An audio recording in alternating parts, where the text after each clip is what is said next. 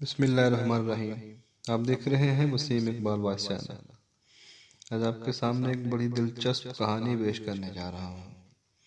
कहानी शुरू करने से पहले अगर आपने मेरा चैनल सब्सक्राइब नहीं किया तो मेरे चैनल को सब्सक्राइब कर दें, लाइक कर दें और साथ लगे बेल आइकन को ज़रूर दबाएं ताकि मेरी हर नई आने वाली वीडियो आप तक पहुँच सके। चलिए कहानी सुनते हैं। कहते हैं कि एक सौदागर था। उसका कारोबार और व्यापार बहुत से मुल्कों में फैला हुआ था। एक रोज सवार होकर किसी मुल्क की तरफ रवाना हुआ। जब गर्मी तेज पड़ने लगी तो वो एक दरख्त के नीचे बैठ गया।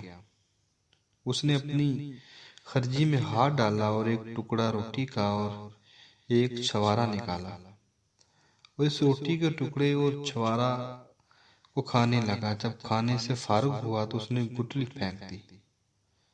अब क्या देखता है कि एक देव सामने आ खड़ा हुआ, लंबा तगड़ा, हाथ में नंगी तलवार लिए। देव सौदागर से कहने लगा कि उठ, जिस तरह तूने मेरे बेटे को कत्ल किया है मैं भी तुझे कत्ल करूंगा। सौदागर ने कहा कि मैंने तेरे बेटे को क्यों कर कत्ल किया है। उसने जवाब दिया कि जब तूने छवारा खाया, उसकी गुठली फेंकी तो वो मेरे बेटे के सीने पे जा लगी और वो मर गया। सौदागर ने कहा कि अगर मैंने इसे कत्ल किया है तो जानबूझकर नहीं, मुझे माफ कर दे। देव ने कहा कि मैं तुझे कत्ल करके रहूंगा। ये कहकर उसने सौदागर को पकड़कर खींचा और इसे जमीन पर पटक दिया। तलवार खींच ली और इस पर वार करने लगा। सौदागर रोने लगा। उसने कहा कि मैं अपना मामला खुदा के सुपुर्द करता हूँ। देव ने कहा कि बस अब ज्यादा बातें ना बना, खुदा की कसम मैं तुझे मार कर छोड़ूंगा। सौदागर ने कहा, क्या देव तुझे मालूम होना चाहिए कि मेरे ऊपर कर्जा भी है और मेरे पास बहुत सा माल भी है। मेरी बीवी और बच्चे और मेरे पास लोगों की अमानतें भी हैं। मुझे घर जाने दे ताकि मैं सारा हिसाब बेबाक कर सकूं। वो ठीक 1 साल के बाद मैं तेरे पास वापस आ जाऊंगा। मैं खुदा को हाजिर नाजिर जानकर कहता हूँ कि मैं जरूर आऊंगा। फिर जो तेरा जी चाहे मेरे साथ करना। उसकी गवाही में मैं खुदा को पेश करता हूँ। देव ने इस पर यकीन किया, उसे जाने दिया। सौदागर अपने शहर में वापस आया। वो तमाम तल्लकात मुनक़ता किए और हक वालों को उनके हकूक दिए और बीवी बच्चों को सारे वाक़यात सुनाए और साल के आखिर तक उनके साथ रहा। फिर वो जाने के लिए आमादा हो गया।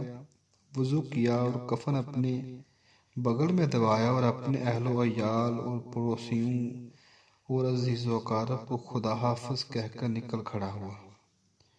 वो चलता हुआ उसी बाग में पहुंच गया। ये दूसरे साल का पहला दिन था जब वो बैठा हुआ अपनी हालत पर अफसोस कर रहा था और हाथ मर रहा था। क्या देखता है कि एक बुढ़ा एक हरनी को जंजीर से बांधे हुए सामने आया। वो सलाम किया और कहा कि तू उस जगह अकेला क्यों बैठा हुआ है, यहाँ तो जिन्नात रहते हैं। सौदागर ने इसे सारा माजरा बयान कर दिया जो इसके और देव के दरमियान पेश आया था। हरने वाले बुढ़े को सख्त ताज्जुब हुआ और वो कहने लगा कि खुदा की कसम है मेरे भाई, तेरा माजरा भी अजीबो गरीब है और तेरा किस्सा एक अजूबा। अगर ये किस्सा सुइयों से आंखों के कोनों में लिखा जाए तो लोगों के लिए इबरत का बायस होगा। फिर वो बुढ़ा सौदागर के पास बैठ गया और कहने लगा कि भाई, जब तक मैं ये ना देख लूं कि तेरे और इस देव के दरमियान क्या माजरा गुजरा है, तेरे पास से ना हटूंगा। फिर वो दोनों बैठकर बातें करने लगे। इतने में एक दूसरा बुढ़ा आया और जिसके साथ 2 कुत्ते थे, काले और शिकारी। उसने दोनों को सलाम किया और पूछा कि तुम लोग यहाँ क्यों बैठे हो, यहाँ तो देव जिन रहते हैं। इन्होंने सारा किस्सा बयान कर दिया। अभी वो बैठे ही थे कि तीसरा बुढ़ा आया। उसके साथ सब्ज रंग का एक खच्चर था। उसने इन्हें सलाम किया और पूछा कि तुम लोग यहाँ क्यों बैठे हो। उन्होंने सारा किस्सा शुरू से आखिर तक बयान कर दिया। वो भी इनके साथ बैठ गया और इतने में गुबार उठा और सख्त आंधी चलने लगी। गुबार फटा और इसमें से वही देव निकला। इसके हाथ में नंगी तलवार थी और इसकी आंखों से अंगारे निकल रहे थे।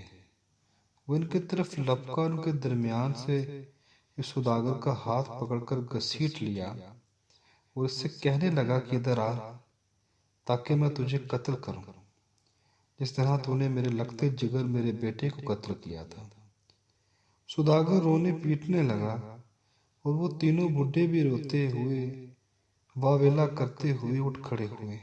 पहला बुढ़ा, जिसके पास हरनी थी, आगे बढ़ा और देव के हाथों को बोसा देकर कहने लगा, क्या देव, मैं तुझसे अपना और इस हरनी का किस्सा बयान करता हूँ। अगर वो तुझे अजीबो गरीब मालूम हो तो इस सौदागर का तहाई खून बख्श दीजिए।